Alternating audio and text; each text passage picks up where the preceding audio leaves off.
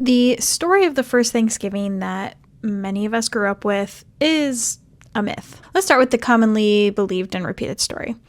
In 1620, the Mayflower, carrying all the pilgrims, landed in what is now Massachusetts, and the tribe of natives, which is never named in any retelling, had never seen Europeans before and welcomed the pilgrims with a feast and taught them how to survive the winter. This is the incredibly inaccurate and problematic version of the first Thanksgiving. In truth, the Wampanoag people had been dealing with Europeans for about a century before the first Thanksgiving.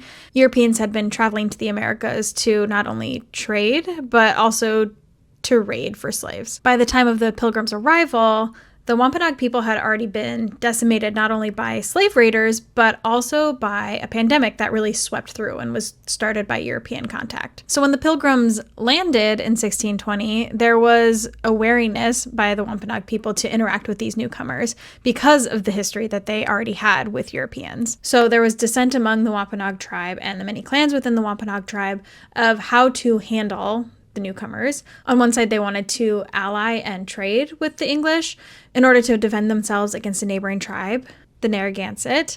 And then on the other side, they wanted to ally themselves with the Narragansett in order to get rid of the newcomers and prevent any harm that might come. The first Thanksgiving took place in 1621, a year after the Pilgrims landed. And it was a year of tentative alliances and trade between the Wampanoag and the Pilgrims, and it was really spurred on by this need by the Wampanoag to ally themselves with the Pilgrims and get weapons and other items that they needed. And the settlers lost a lot of people that year, and so in order to kind of celebrate this first year of survival, the settlers planned a day of Thanksgiving to celebrate and feast. They were drinking, they were eating, and they decided to do some sport shooting.